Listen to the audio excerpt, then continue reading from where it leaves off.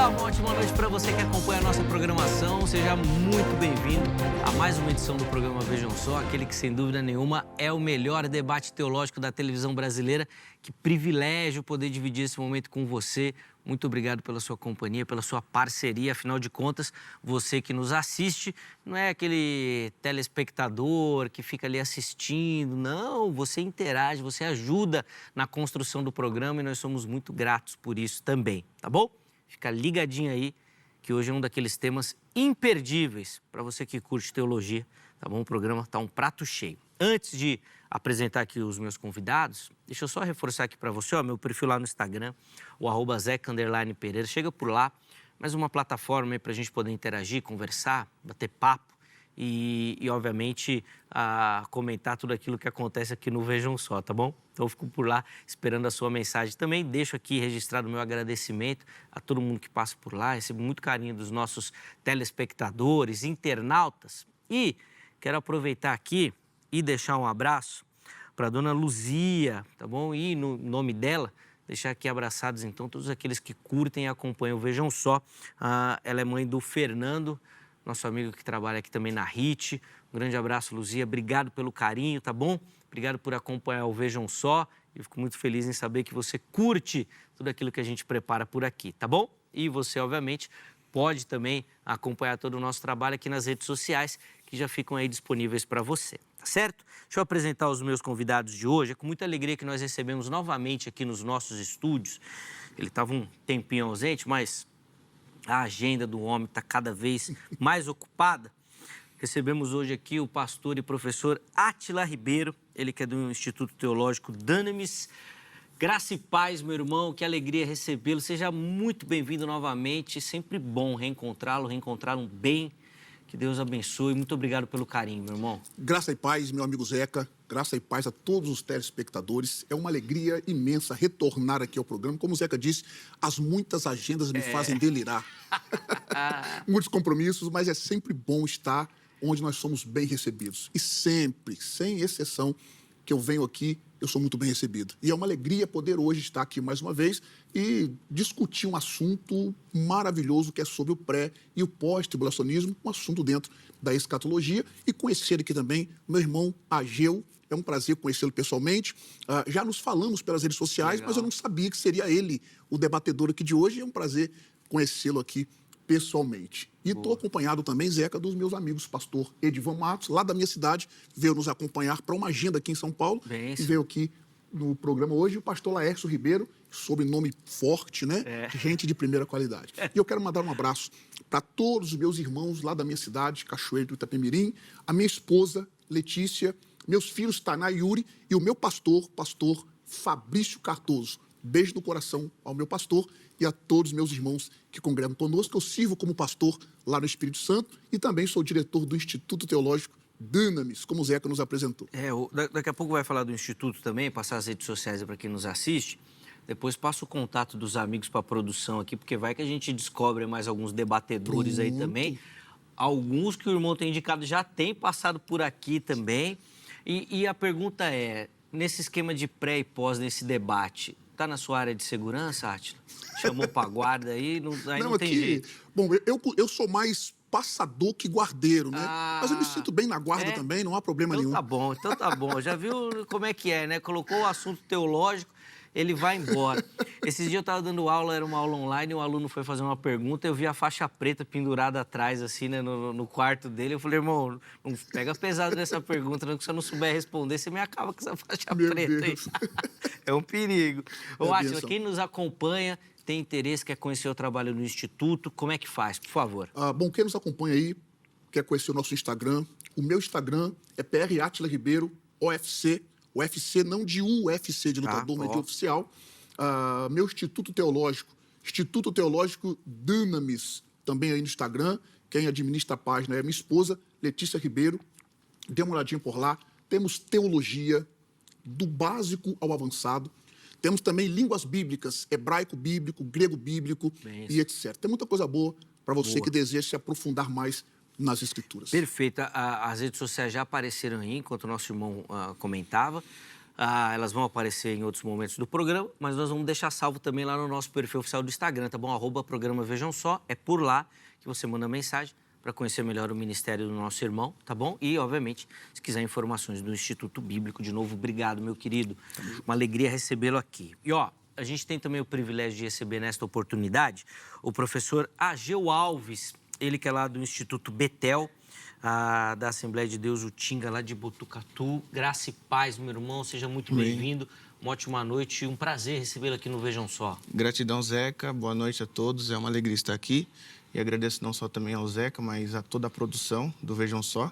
É uma alegria poder estar aqui participando, conhecendo pessoalmente o pastor Átila, né, que a gente já o conhecia há um bom tempo, claramente em outros debates, em outras entrevistas. E eu creio que vai ser uma satisfação, uma alegria estar aqui. Estou acompanhado da mulher mais bonita deste mundo, a minha esposa, a Átila. Deus abençoe por estar me acompanhando. E eu quero também mandar um beijo, um abraço para o meu pai, pastor João Batista, minha mãe, missionária Rita, lá de Botucatu.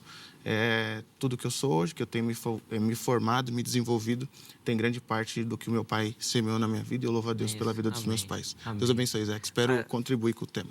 Sem dúvida vai contribuir. Já começou com polêmica, eu gosto de convidado assim, porque você viu que ele já lançou um tema para debate, né? A mulher mais linda do mundo. Pronto. Aqui nós já vamos ter 3 visões diferentes já, né? 3 visões diferentes. Tá parecendo teologia já essa história aqui. Mas de um jeito ou de outro ele já ganhou ponto, né? Claro. Fez certo, fez muito bem. Se eu perder aqui, eu ganhei lá. Você viu que ele é um exímio debatedor, né, Átila? Já usou da retórica, do argumento, já foi muito bem, Ageu. Parabéns. Deu aula.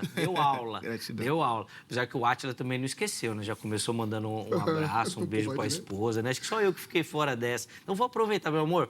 Um beijo para você também, tá bom, Giovana? Você que nos acompanha também. Senão ela vai me cobrar.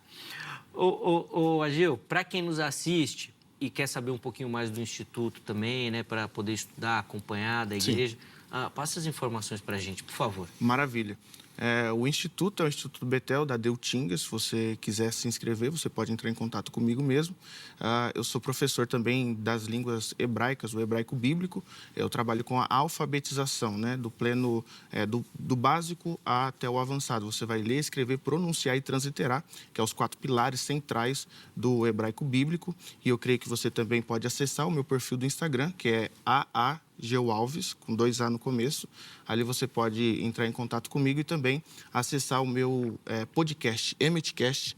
Ali eu também tenho uma entrevista para ser lançada posterior aqui esse dia, com o professor Gabriel Cruz, né, conhecido do senhor. Sim. E eu creio que se você puder também acessar, será de grande valia. Deus abençoe. Boa. Então aí também as referências, os contatos apareceram e nós vamos deixar salvo no nosso perfil oficial do Instagram para você conhecer também e poder acessar esses contatos por lá, tá bom?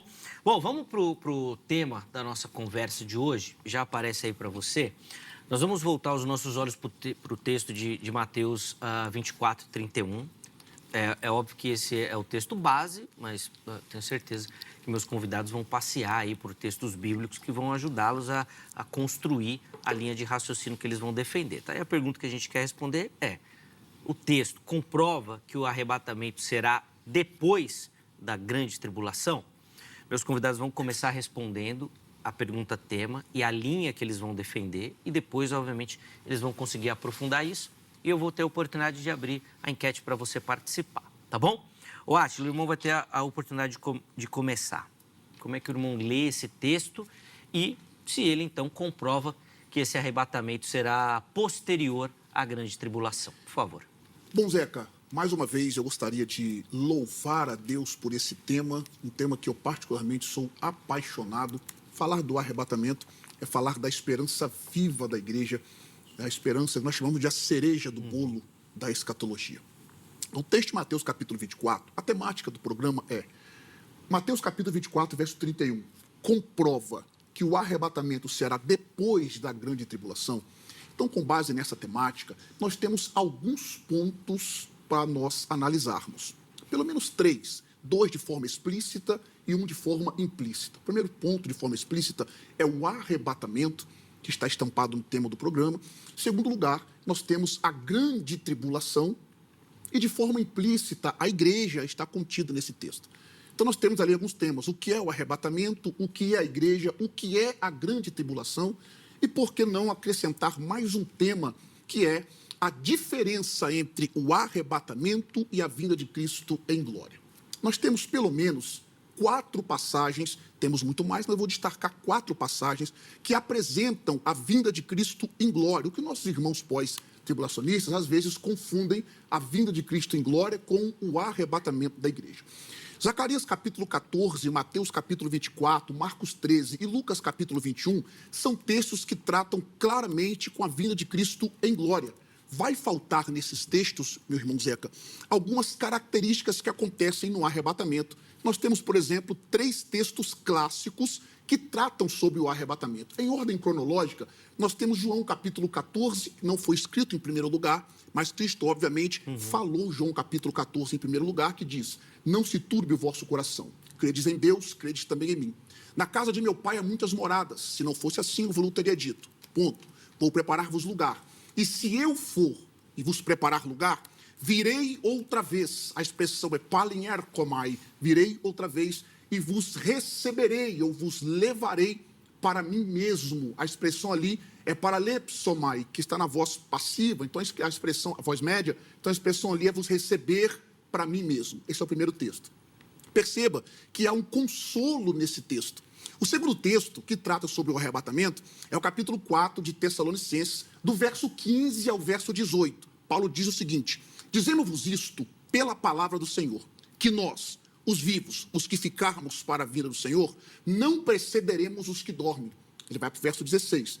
Porque o mesmo Senhor descerá do céu com alarido e com voz de arcanjo e com a trombeta de Deus. E essa trombeta de Deus, alguns fazem a ligação com a trombeta do capítulo 24, verso 31 de Mateus, que é o texto tema desse debate. Então, o que eu preciso fazer, ou o que o meu irmão Ageu precisará fazer, é mostrar que aquela trombeta de Mateus capítulo 24, verso 31, é a mesma trombeta do verso 16 de Tessalonicenses e que o evento é o mesmo.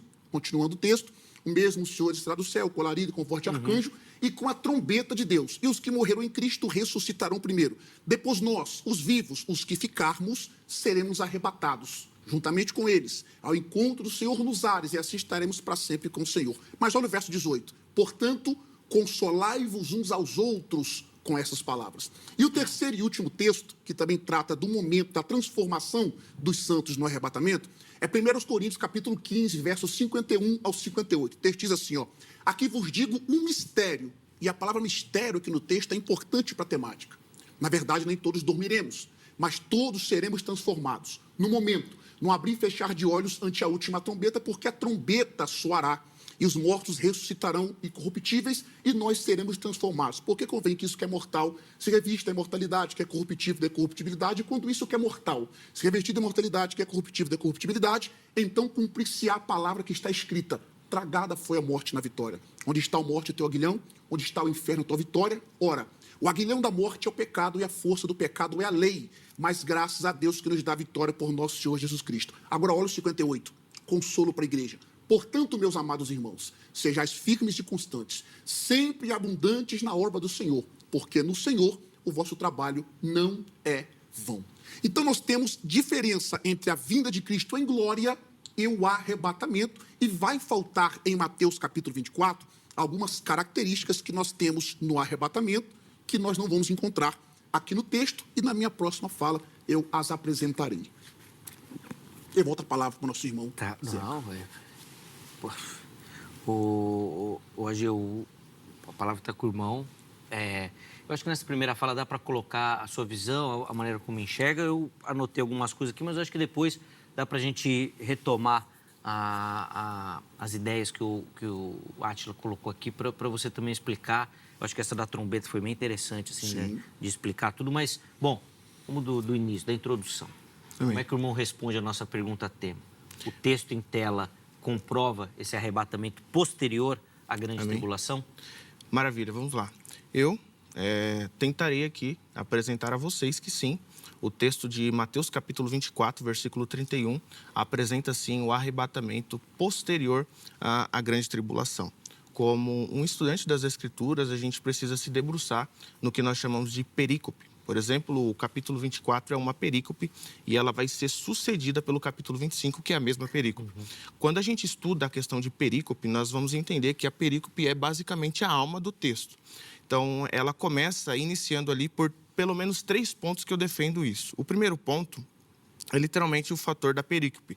A perícope ela vai mostrar, no versículo 1 do capítulo 24, Jesus saindo de um cenário e entrando em outro cenário. Por exemplo, ele estava no templo, ele foi para o monte, e o versículo 2, os discípulos fazem ali uma pergunta. Então, ali no versículo 2, começa todo o que nós chamamos de um sermão profético e escatológico. Nesse sermão, a gente vai ver pelo menos 3 coisas: juízos, ruptura histórica e fim de uma ordem. Ou seja, a perícope do texto do capítulo 24 sempre vai apontar para isso. O segundo ponto que eu quero também aqui apresentar e mostrar porque sim, Mateus 24, 31 é o arrebatamento posterior à grande tribulação, é porque existe uma pergunta una. O que é uma pergunta una? Os discípulos estão perguntando a Jesus pelo menos fazendo uma pergunta com pelo menos 3 elementos. Eles estão perguntando: Senhor Jesus, qual será o sinal? Quando serão essas coisas? Qual será o sinal e quando que será o fim do mundo? Ou seja, até o próprio, eu quero citar aqui o pastor Altair Germano, que é um grande escritor do livro A Volta de Jesus Cristo, da editora Bernard Johnson. Ele afirma que na mentalidade, detalhe, ele é pré-tribulacionista, dispensacionalista, ele afirma que na mentalidade apostólica não existe essa ruptura que existe pelos pré-tribulacionistas. Ou seja, se eles estão afirmando isso para Jesus, eles estão afirmando porque eles entendiam que tanto o arrebatamento quanto também a vinda eram os mesmos eventos. Não tem uma distinção de primeiro arrebatamento e depois a vinda gloriosa. Tanto o arrebatamento quanto a vinda se dá exatamente no Mateus capítulo 24, versículo 31. E por último também, eu quero elucidar o terceiro ponto e último ponto, porque eu acredito que sim, é literalmente o sentido linear, contínuo e cronológico do texto de Mateus capítulo 24. Porque quando a gente lê o texto, fica evidente que Jesus está mostrando que é um desencadear cronológico para os apóstolos, até então discípulos, dizendo: olha, vai acontecer isso, vai acontecer isso, vai acontecer isso, e tudo isso datando um fator cronológico. Então eu não consigo enxergar no capítulo 24 uma resposta de Jesus como se os discípulos estivessem dizendo: Jesus, depois da gente ser arrebatado, o que vai acontecer? Aí ele dizer o que vai acontecer. Não, não tem isso. Na Bíblia é claro, Mateus 24, Jesus está mostrando o que se dará. E isso se dará depois da grande tribulação. Jesus volta depois de um período de tribulação, de sofrimento, e ele aparece no céu. E dado o momento do Mateus capítulo 24, 31, é o arrebatamento da igreja. Boa. Porque na sua leitura é um evento único. Único. Único. A distinção, vamos dizer contínuo assim, que o Átila, e cronológico. Isso, que a distinção que o Átila indicou, que seria algo que o irmão deveria responder, né? Eu quero essa distinção, né? O retorno glorioso de Cristo e o arrebatamento. Na sua leitura, então, nós estamos falando de um evento... É o mesmo evento. Mateus capítulo 24, versículo 31, a gente não consegue dissociar. Não é claro na perícope do texto essa dissociação. É por isso que o pré-tribulacionismo, com todo respeito ao pastor Átila, eles precisarão colocar ali uma distinção entre Israel e igreja, e isso não existe. Jesus está falando literalmente para os escolhidos, que são todos aqueles que seguem o Cordeiro, como diz Apocalipse capítulo 7. Que é a igreja como um todo, né? Tem coisa... Não, vai falar. Vai. Peraí, deixa eu só abrir a oportunidade para quem assiste participar também, porque é importante ouvir aquilo que os nossos internautas, telespectadores entendem do tema. Então vai lá no nosso perfil do Instagram e participe da nossa enquete, tá bom? Vamos colocar na tela aí a enquete que a produção preparou. Tá aí, ó. No Evangelho, tá bom? No Evangelho de Mateus 24, 31, Jesus descreve. Vamos ver lá. O que Jesus está descrevendo? Primeira, o arrebatamento pós-tribulacional ou pós-tribulação. Segundo, outro evento profético. Terceiro, difícil de interpretar. Ih, rapaz, essa daqui, certeza que vai bombar. Difícil de interpretar. Aí a maioria vai, né? Porque é difícil mesmo, então... Mas vamos ver. Então vai lá, vote, participe. No final do programa a gente retoma aqui a nossa enquete. Pronto, Átila, a palavra está com você. Já vou soltar aqui o roteiro do programa, que agora eu vou só aprender com eles. Vai. Bom, eu achei muito interessante. Parabéns para o nosso irmão, professor Ageu, por ter citado perícope. Isso é fantástico por demais. Além da perícope, nós temos o contexto. E Mateus capítulo 24, obviamente, ele tem um contexto. Além do contexto de Mateus capítulo 24, dentro da interpretação do texto, nós temos algumas alusões. Dentre elas, nós temos a alusão exofórica e a alusão endofórica. A alusão exofórica, obviamente, os telespectadores talvez conheçam a respeito disso ou não, para quem não conheça, é quando nós trazemos fatores de fora para dentro do texto. Por isso, a alusão exofórica. A respeito do capítulo 24, nós temos o contexto que começa exatamente como ele disse no verso 1. Os discípulos estão no Monte das Oliveiras com Jesus e eles estão diante do templo e ficam impressionados com a magnitude, né, a beleza do templo. E nos versos 2, eles dizem isso, apresentam para Jesus essa beleza. Jesus fala bem assim: viste tudo isso? Não ficarão pedras sobre pedras que não sejam derribados. Aí o que Pedro, Tiago, João e André fazem? Como que eu sei que é Pedro, Tiago, João e André, embora Mateus capítulo 24 não fala que são eles? Porque em Marcos capítulo 13, irmão Agil, versos 13, 3 e 4, apresenta quem é que vai conversar com Jesus e fazer a pergunta tripla que o nosso irmão citou ali no verso 2. Dize-nos, quando acontecerão estas coisas? Aqui nós temos uma referência anterior. A expressão estas coisas aponta para o que Jesus tinha dito, que destruiria o templo, não ficaria pedras sobre pedras. E as próximas duas perguntas eu quero acrescentar. Ele disse, Senhor, além de só dizer quando acontecerão essas coisas, dize-nos que sinal haverá da tua vinda, a expressão ali é parousia, e do fim do mundo, na nossa tradução em português, como ele citou o fim do mundo, a expressão melhor traduzida ali não seria fim do mundo, seria fim desta era, porque a expressão ali não é cosmos, é aionos no grego. É uma melhor tradução, seria fim desta era. Jesus começa a responder essas perguntas, não de forma cronológica, no verso de número 4 do capítulo 24. Ele vai responder a essas perguntas que os discípulos fazem no verso de número 3. Quando nós chegamos no verso 31, essa já é a terceira vez que ele usa a palavra eklektos para os eleitos, os escolhidos. E os eleitos do contexto deste capítulo são os judeus que são instruídos por Cristo a fugir do sábado, no verso 20, ouvirão falar de falsos cristos, no verso 23 e 24, e que ouvirão que o Cristo está no deserto. Esse título, nobre irmão Ageu, que é o Filho do Homem, é um título messiânico que nunca foi usado em referência à igreja. Absolutamente nunca, a menos que o irmão consiga mostrar aqui o contrário. E esse Filho do Homem, diz o texto, vai reunir os eleitos, que são eklektos no texto, de uma extremidade a outra do céu. Aqui nós temos uma alusão exofórica. Ele está trazendo para cá Deuteronômio capítulo 30, versos 3 e 4, por exemplo. Então, por contexto, o eleito de Israel aqui é que está em jogo, não a igreja. E nós temos várias profecias de Israel no Antigo Testamento sendo chamados de eleitos. Vou citar algumas delas para não monopolizar o tempo. O irmão é professor de hebraico, vai conseguir, obviamente, entender isso daqui. Isaías capítulo 65, verso 9, a expressão hebraica ali é Behirai. Behirai está no construto plural, que a Septuaginta, ou a Septuaginta, que é a versão grega do Antigo Testamento, traduz a expressão Behirai, no hebraico para o grego, traduz como eklekto. Então, os meus eleitos, Israel é chamado de eleitos nesse texto. Em Jeremias capítulo 23, verso 3, ele também é chamado de eleitos. Capítulo 29, verso 14, também está dizendo que vai juntar todas as nações e vai expulsar eles e trarei eles de volta ao lugar de onde eles foi enviado por Deus para o exílio. No verso 8, capítulo 31, no verso 10 do capítulo 31 de Jeremias, e também no verso 8 diz que eles vão ser recolhidos das partes mais remotas da terra. Um segundo ponto que eu acho interessante, eu acho que eu tenho um tempo ou não. Se der para deixar o segundo ponto, pode ser? Sem problema nenhum. Então, a primeira observação aqui é só isso. O contexto, além da perícope, nós temos o contexto, nós temos as alusões exofóricas do texto, que está trazendo textos do Antigo Testamento, e o que falta, o irmão que disse que ali é o mesmo evento, é comprovar nesse texto e nos textos da segunda vinda de Cristo em glória, como citei Zacarias 14, Mateus 24, Lucas 21, Marcos 13, Apocalipse 19, provar ali a transladação dos santos, saindo da terra indo para o céu, a transformação dos corpos dos santos e os eventos que acontecem posterior ao arrebatamento. Gostaria que o irmão fizesse isso, explicando nesse verso, depois eu continuo de onde eu parei. Vamos lá, Gil, por favor. Vamos lá. Eu queria primeiro começar falando da questão que o pastor Átila citou, Deuteronômio capítulo 30. Se você abrir a sua Bíblia, Deuteronômio capítulo 30 é literalmente um texto que ele sucede Deuteronômio capítulo 28, que são as bem-aventuranças. O Senhor está dizendo que se vocês forem abençoados, tudo mais.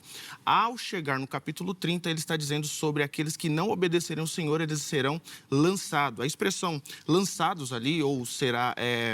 como que eu posso dizer a expressão de Deuteronômio capítulo 30? Eu vou ler aqui o texto para a gente melhor posicionar. Deuteronômio capítulo 30, versículo 4 é desterrados. Essa expressão no hebraico é nadar. E nadar significa algo como ser expelido ou empurrado. Essa expressão, ela bate exatamente com Jeremias, capítulo 29, que é a expressão galut, que significa os exilados. Ou seja, quando o texto está querendo dizer sobre extremidades, está dizendo sobre aqueles que foram lançados da terra de Israel. Ou seja, toda pessoa que está fora de Israel, ele é um galut, ou seja, ele é um exilado. Eu acho que é um pouco anacrônico, pastor Átila, o senhor trazer um texto de Deuteronômio para a gente explicar um contexto completamente escatológico. O texto não tem escatologia no texto de Deuteronômio capítulo 30. Quando o texto de Mateus capítulo 24 diz que ele vai trazer das extremidades dos quatro cantos, ele está querendo dizer literalmente da terra para o céu, ou seja, fazendo o exato momento da transladação. A gente pode utilizar do mesmo jeito que o senhor está utilizando, de Marcos capítulo 13, versículo 27, que diz que trará da extremidade da terra para a extremidade do céu. Ou seja, isso é o ato do arrebatamento. Então, provando para o senhor, Mateus capítulo 24, ele tem sim o acontecimento do arrebatamento. Jesus retorna depois do período tribulacional e ele com os anjos ali recolhe.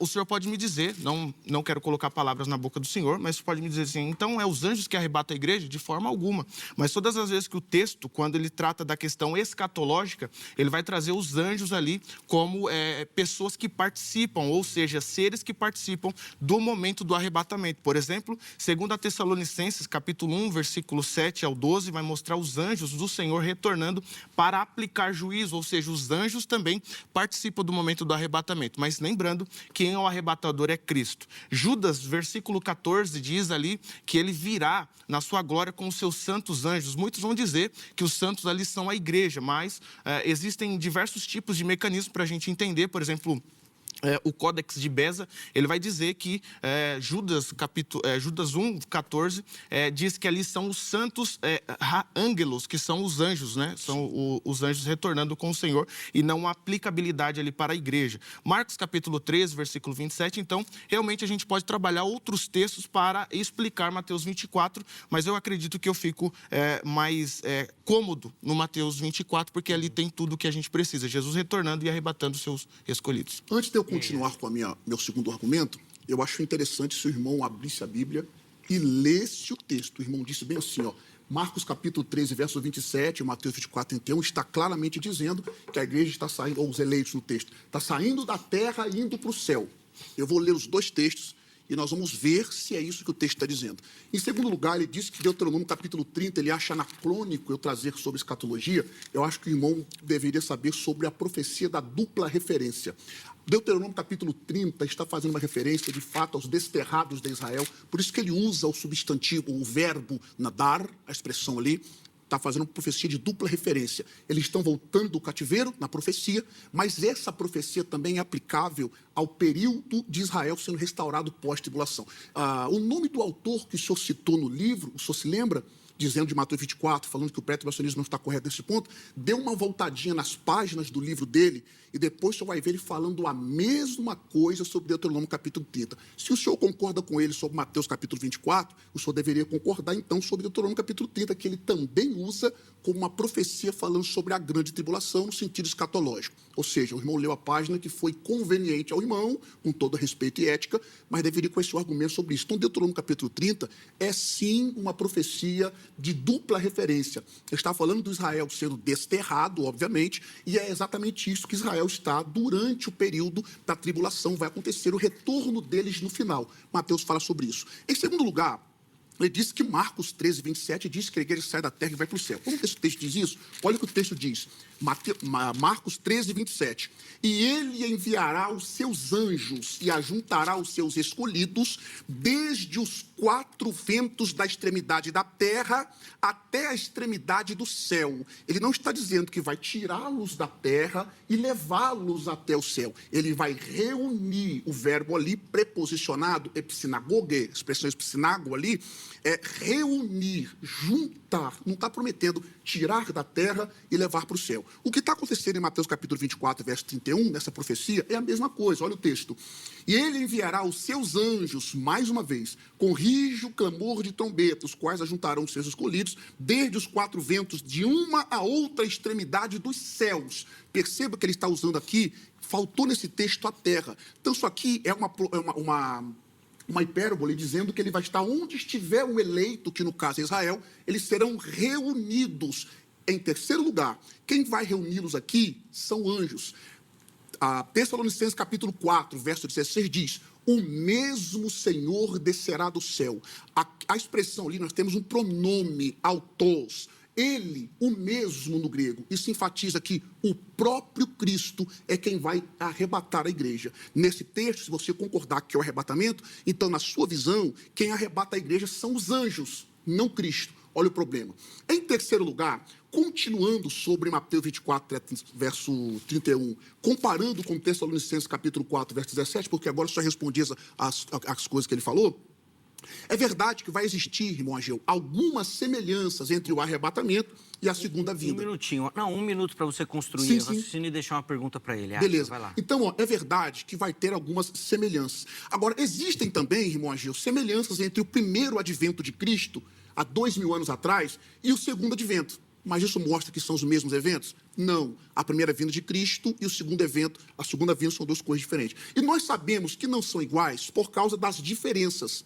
São as diferenças que são importantes quando nós comparamos Mateus capítulo 24, verso 31 e 1 Tessalonicenses capítulo 4, verso 17. Existem diferenças suficientes entre as duas passagens para nós concluirmos claramente que são eventos separados. Vinda de Cristo em glória e arrebatamento são eventos distintos. Então, está respondido as suas perguntas, e a pergunta que eu faço é: apresente para mim nos textos da segunda vinda de Cristo em glória, onde estão os elementos principais do arrebatamento, e depois vou citar 10 argumentos exegéticos que provam que o Mateus 24, 31 não é o arrebatamento. Calma, João, calma. Toma uma água, respira, que nós vamos fazer a mesma coisa. Nós vamos respirar, dar uma pausa, chamar um intervalo e a gente volta. Não. Tá com essa pergunta. Beleza. Beleza? Tranquilo. É o tempinho aí para quem está em casa tentar consultar e buscar e ver se acha essa resposta que o Átila deixou aí a pergunta. Professor é assim, tá vendo? Já deixa a bomba aí da prova e agora você que se vira. Não, ele também é professor, rapaz. Vamos ver. Vamos ver a resposta do Ageu. Mas na sequência, tá bom? Intervalo bem rapidinho aqui na nossa conversa. Antes do intervalo, eu quero só reforçar com você aqui a nossa parceria do Vejam Só com a Agrade, a Academia Teológica da Graça de Deus, que nós aqui do programa indicamos para você que quer estudar teologia, quer se aprofundar no conhecimento das Escrituras Sagradas, quer se preparar, né, para responder esse chamado que Deus tem na sua vida e para trabalhar ministerialmente, trabalhar no reino. Procure pela Agrade, tá bom? Código 11 3115-0819. 3115-0819. Não esqueça do código 11, porque a secretaria é aqui em São Paulo. Então, amanhã, em horário comercial, você entra em contato, tira suas dúvidas. Tenho certeza que você vai se encaixar em algum formato ou modelo oferecido pela Agrade, tá bom? Além disso, ficam aqui também para vocês as redes sociais da emissora, da HIT. Então, de repente, você conhece a emissora pelo Vejam Só. Olha, tem muito conteúdo interessante que a gente prepara por aqui, pensando em você e em toda a sua família, tá bom? Então, acesse as nossas redes sociais e conheça toda a nossa programação, tá bom? O intervalo é rápido, Vejam Só vai. Na sequência, nós já estaremos de volta.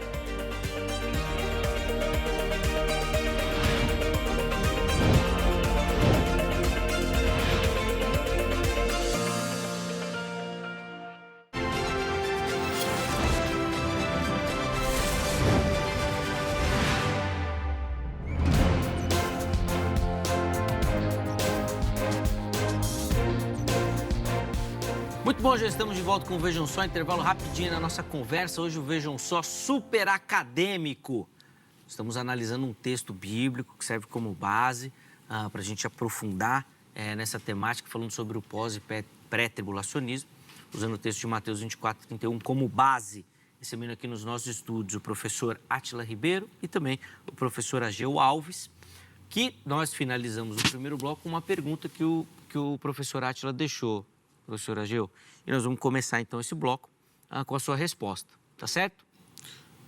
Só para a gente retomar rapidinho aqui, a ideia é que o Ageu mostre os dois eventos no texto, descida em glória e arrebatamento da igreja. Não, a ideia, ele disse o seguinte, é o mesmo evento. Ele disse que no texto de Marcos 13, 27 e Mateus 24, 31, o texto está claro mostrando que a igreja sai da terra e vai para o céu. Eu pedi para ele ler o texto, porque ele citou de memória e não leu.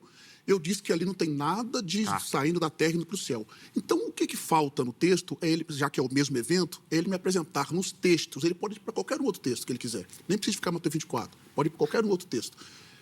Nos textos que falam da segunda vinda de Cristo em glória, para ele apresentar a igreja saindo da terra e indo para o céu, a transformação dos santos que vai acontecer no arrebatamento, como diz 1 Coríntios capítulo 15, verso 51 em diante, e os eventos que vão acontecer com a igreja depois do arrebatamento. Porque há um motivo para a igreja sair da terra e ir para o céu. E eu falarei sobre isso nos próximos e ele vai responder agora. Vamos lá. Posso? Pode. Então, não só pode como deve. Eu respirei, bebi água. Vamos lá. Vamos lá. Primeiro, tratando da questão que o pastor Átila disse que ele respondeu as minhas perguntas. Em nenhum momento não fiz nenhuma pergunta para ele. Eu somente expus aqui a minha posição escatológica. Diferente do pré-tribulacionismo, que sempre, diversas vezes, nos debate, com todo respeito ao pastor Átila, não só ao pastor Átila, mas a alguns outros pré-tribulacionistas, ele vai sempre tentar expor mais perguntas, porque é mais fácil perguntar do que expor a visão que eles defendem. Agora, quando a gente trabalha essa questão que o próprio pastor Átila, né, ele disse quando eu necessito mostrar no texto de Mateus capítulo 24, eu acho que essa pergunta ela não é muito louvável, ela não cabe aqui, porque eu posso retribuir a gentileza e perguntar para o senhor, pastor, eu quero um texto que tenha ali arrebatamento só para os santos, depois a tribulação, depois o retorno de Cristo em glória. Então, eu acho que isso não cabe uma pergunta assim, porque, querendo ou não, você está fazendo o que realmente o pré-tribulacionismo faz. Você vai precisar fazer uma coxa de retalhos para distribuir ali os eventos com outros textos. Claramente, o senhor foi honesto em dizer que eu poderia trabalhar outros textos, mas a temática não faz com que a gente fuja do texto. Mateus capítulo 24 é muito claro. Eu apontei desde o começo que ele é linear, ele é cronológico. Ele está acontecendo os eventos, ou seja, Jesus Cristo disse que iria acontecer todas essas coisas. Então, claro e evidentemente, esses eventos acontecendo cronologicamente, dá-se a grande tribulação, perseguição dos escolhidos e depois Jesus retorna em glória. Então, fica claro que os acontecimentos aqui para a gente, eles acontecem na seguinte sequência. Do capítulo 24, do versículo 4 ao 14, princípio das dores. Do versículo 15 ao 22, grande tribulação. Do versículo 23 ao 28, é os falsos cristos que vão aparecer. Do versículo 29 ao 31, vinda do Filho do Homem. Do versículo 32 ao 35, parábola da figueira. Do versículo 36 ao 44, vigilância. E do versículo 45 e 51, fidelidade até a vinda, ou seja, terminando e concluindo com a literatura matiana que sempre impõe ali não só juízo, mas uma moral e ética do próprio texto. Então, fica claro e evidente que Mateus capítulo 24, 31 responde sim, que ali é o arrebatamento da igreja. Fica claro e evidente, professor Átila? Bom, eu acredito que os ouvintes que estão assistindo aí estão esperando essa clareza e evidência que o nosso companheiro, irmão Ageu, acabou de citar. Em segundo lugar, o irmão disse que é mais fácil perguntar do que receber, do que responder. O irmão pode anotar, enquanto eu falo, quantas perguntas o irmão quiser fazer sobre o assunto, e eu consigo responder as suas perguntas, todas elas. É que o senhor disse que me respondeu. Perdão, interpelar o senhor. Perdão. O irmão, enquanto eu estou falando, o irmão pode anotar todas as suas perguntas que o irmão quiser fazer, e eu, com muita tranquilidade, com a visão pré-tribulacionista, as responderei. Por exemplo, o irmão pediu textos, disse que me devolveria a pergunta, dizendo, quero que você me apresente um texto que diz arrebatamento só para os santos. Eu não te dou um texto, não. Se você quiser, eu te dou 4, 5, 6, porque a Bíblia está recheada desses textos. Vou começar com os 3 que eu já citei. João capítulo 14, Tessalonicenses capítulo 4, 1 Coríntios capítulo 51, capítulo 15, verso 51 em diante. Apocalipse capítulo 3, verso 10, está mostrando o guardar para a igreja. 1 Tessalonicenses capítulo 1, verso 10, o texto que irmão citou, o verso 9, deveria ler o verso 10 também, que diz que nós temos que aguardar a Cristo, que nos livra da ira vindoura. Eu gostaria muito que o nosso tempo não vai dar para analisar esse livrar da ira vindoura. Capítulo 5, verso 9 do primeiro livro, também diz que nós não fomos destinados para a ira, mas para a aquisição da salvação. Nós poderíamos também analisar esse verbo, o que é aquisição da salvação, e se ele é aplicável a alguém que não seja a igreja nesse texto. Então, nós temos texto para responder qualquer pergunta do irmão. Agora, os irmãos, inclusive esse que vos fala, está aguardando o irmão apresentar no texto de Mateus capítulo 24, e eu te dei a oportunidade do irmão ir para qualquer um outro texto, como o senhor disse, que eu fui honesto dizer que o senhor podia usar outros textos. Não, o senhor pode usar de Gênesis a Apocalipse.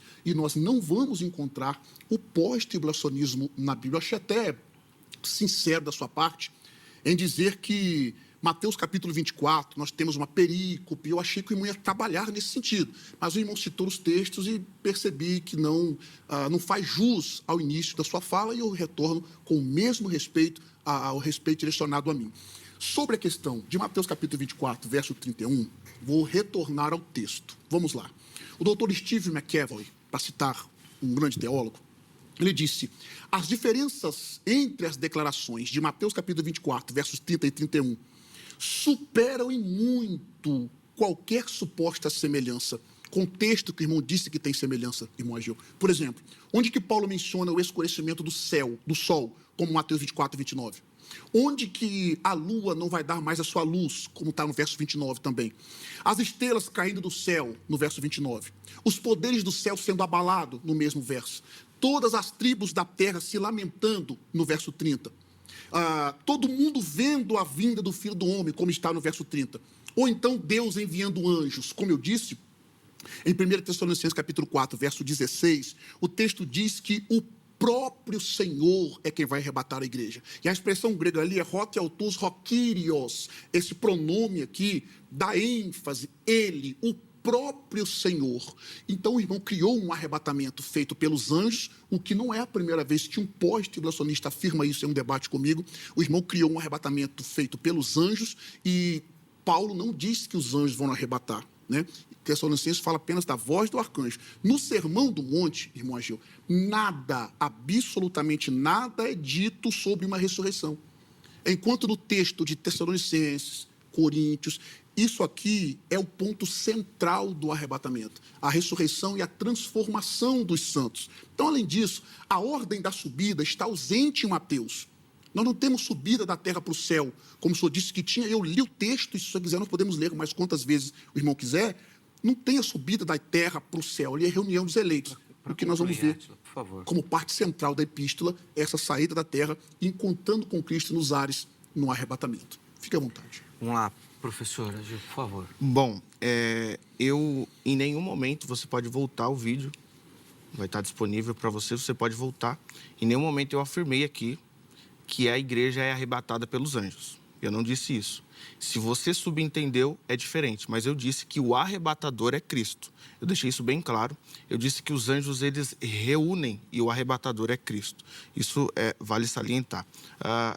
Devolvendo também ao pastor, ele me fez uma pergunta, e eu quero perguntar ao senhor sobre a questão do texto de 1 Tessalonicenses, capítulo 1, do versículo 10. 1 Tessalonicenses, capítulo 1, versículo 10, provavelmente o pré-tribulacionismo afirmará que aquela ira ali seja a grande tribulação.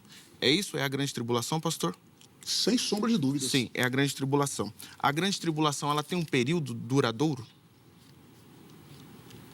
Para mim a pergunta? Claro. Diz a Bíblia que sim. Sim.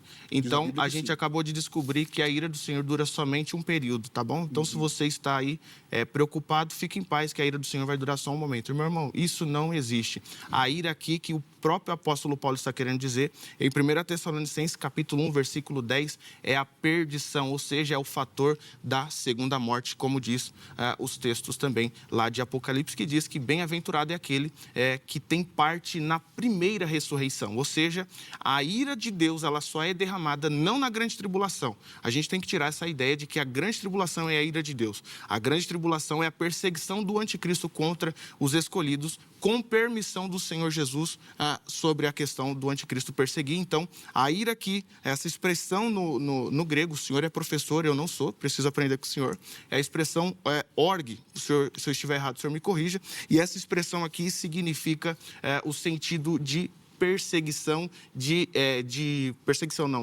atormentamento, ou seja, de uma questão posterior à segunda morte. Então, fica claro e evidente que a ira de Deus não é um período, mas sim a eternidade sem ele. Essa é a resposta dele? É a sua resposta, né? Sim. Bom, então, no seu pensamento, a grande tribulação não é a ira de Deus? Não. A grande tribulação não vai durar 7 anos? É isso que você quer dizer? Eu vou defender que a grande tribulação, ela pode tanto durar 7 anos, quanto um período indeterminado. Jesus Cristo, em Mateus capítulo 24, ele diz assim, que nunca houve, nunca haverá um período como aquele. Então, eu não trabalho tanto a questão. Possa ser 7 anos, quanto possa ser um período de grande tribulação. O problema dos nossos irmãos inclusive o seu problema demonstrado aqui no texto, é ler partes do versículo. É verdade, Jesus disse que aquele período seria um período sem precedente, ou nunca houve, nunca haverá. E isso é um problema problemático para vocês. Vou mostrar por quê. Jesus continua dizendo, o mesmo Jesus que disse isso, ele continua dizendo que se aquele período não fosse abreviado por causa dos eleitos, nenhuma carne se salvaria. A pergunta é, quem é os eleitos no texto? Nós estamos tentando responder aqui, aliás, você está tentando, eu já respondi várias vezes. Uma segunda afirmação que ele fez aqui, irmãos, então podem arrancar da sua Bíblia. Ele disse que nós temos que tirar essa ideia de que a grande tribulação é a ira de Deus. Eu estava só aguardando ele fazer essa afirmação, porque na minha primeira fala, depois vocês voltem o vídeo, e na minha primeira fala eu disse sobre a temática do programa, que nós temos que distinguir o que é a grande tribulação, o que é o arrebatamento e, de forma implícita, a natureza da igreja. Sobre a grande tribulação, o senhor está entre os pós que discorda, então, que a grande tribulação futura seja a ira de Deus. Ele está discordando que a tribulação futura é um período de tempo de 7 anos. Mas nós temos aqui, por exemplo, George Led, que é um pós-tribulacionista, Robert Gundry concorda piamente que haverá uma futura tribulação de 7 anos que ainda não se cumpriu. Sobre esse período que você diz que não é a ira de Deus, bom, pelo menos a Bíblia discorda do irmão. A Bíblia diz sobre a natureza da grande tribulação, Isaías capítulo 24, verso 1, diz que o Senhor vai devastar a terra. No verso 21 de Isaías, ele diz que ele vai castigar a iniquidade dos moradores da terra. Em Sofonias 1,18, ele diz que é indignação do Senhor. Se indignação não significa ira na sua teologia, eu fico assustado. Apocalipse capítulo 6, versos 16 e 17 diz: e disseram aos montes, caem sobre nós e escondei-nos da face daquele que se assenta no trono e da ira do Cordeiro, porque chegou o grande dia da ira deles. Embora alguns textos está no plural, ira dele, nós temos uma questão de manuscriptologia, de variação do texto, que não vou tratar aqui agora, e porque diz que eles é que estão irados. Então, nós temos que tirar da Bíblia, então, que essa ideia é a ira de Deus. Foi a sua fala. Depois o irmão volta o vídeo e diz aí. Ele disse que nós temos que tirar essa ideia que a grande tribulação é a ira de Deus. Então, nós temos que tirar esses versículos da Bíblia. Pós-tribulacionista, não façam isso, não. Não tire os versículos da Bíblia.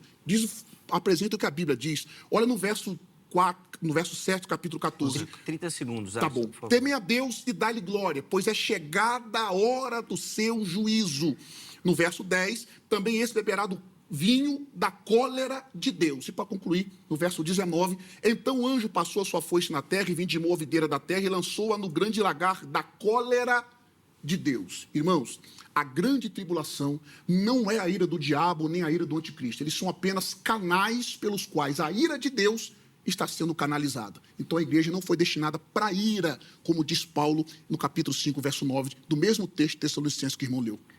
Bora, Gil, pode ir. Bom, vamos lá, pastor. Eu acho que o senhor partiu de um pressuposto de desonestidade.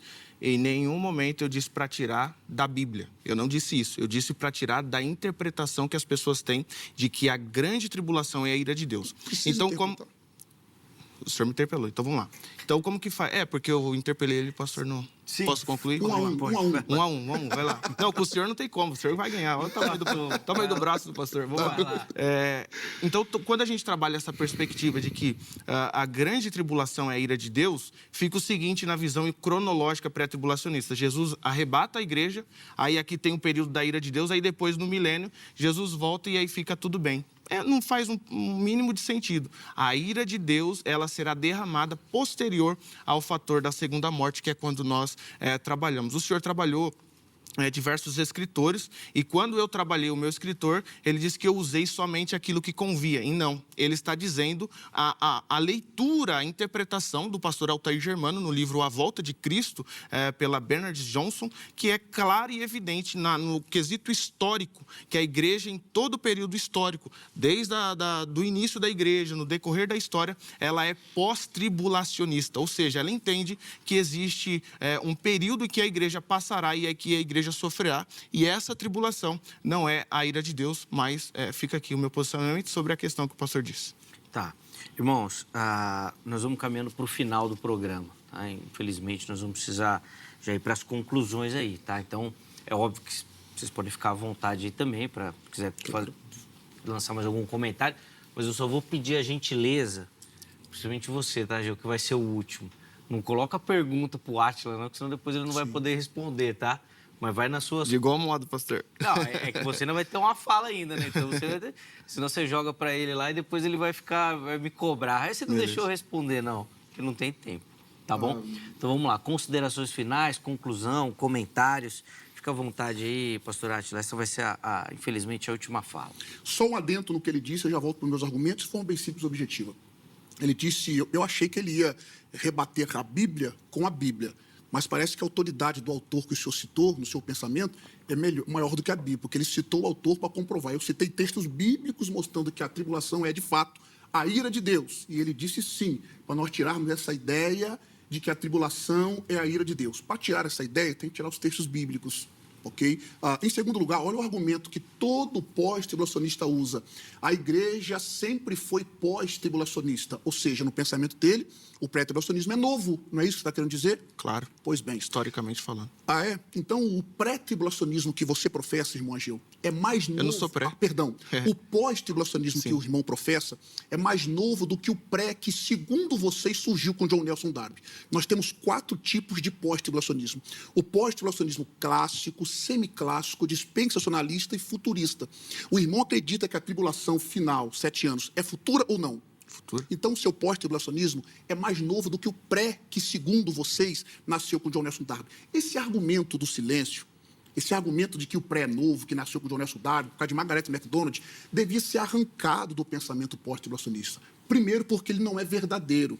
John Nelson Darby sistematizou o seu sistema de doutrina 2 anos antes, ou 3 anos antes de Margaret MacDonald sonhar. E detalhes, ela era pós-tribulacionista, diga-se de passagem. Então, para você dizer que a igreja sempre passou por tribulação, então você é um pós-tribulacionista clássico, porque acredita que a igreja sempre passou pela pós-tribulação ou pela tribulação.